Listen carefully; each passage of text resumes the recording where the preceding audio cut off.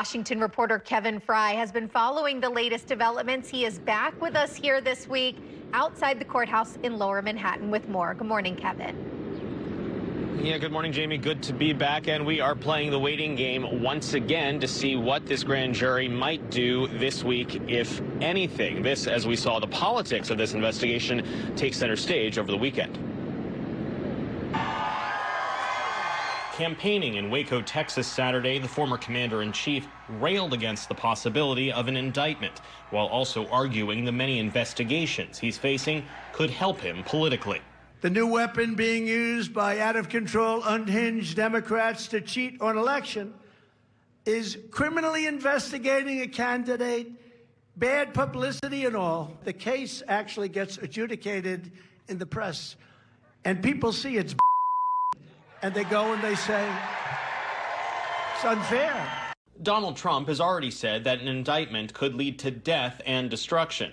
Meanwhile, the Republican chairs of 3 congressional committees doubled down on their demand that District Attorney Alvin Bragg testify before Congress and turn over materials related to his hush money investigation. Last week, Bragg's team brushed aside their initial request.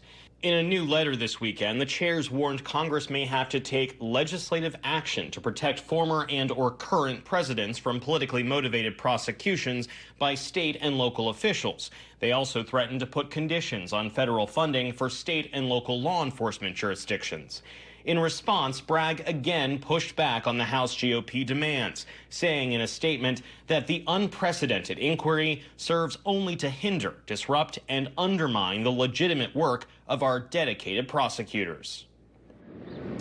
Of course, it is the grand jury itself that has really the only sense of its timeline because they meet secretly. It was really Trump who put us all on high alert about a week and a half ago when he posted on social media that he would be arrested last week. And of course, as we all know, that did not happen. Jamie? And so we largely saw more media and security than we did protesters last week. Do you expect a large security presence this week? So far, it seems to be about the same security footprint down here. They had already rolled out those fences, already had additional police officers on standby, and certainly they had been prepping for this.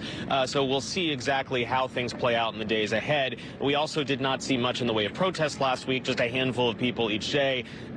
All signs, at least at the moment, of course it is 8 a.m., are pointing to that same possibility. Exactly. And over the weekend, House Minority Leader Hakeem Jeffries commented on the former president's rhetoric, saying that if it keeps up, he is going to get someone killed. Do you think Trump is going to hear that message or do anything with it?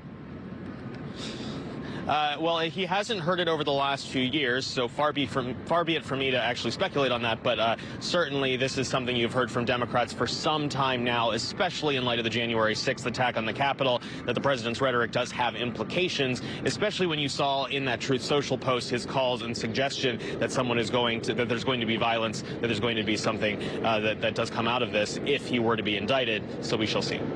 All right, Kevin Fry continues our Trump watch in Lower Manhattan. We will check back with you.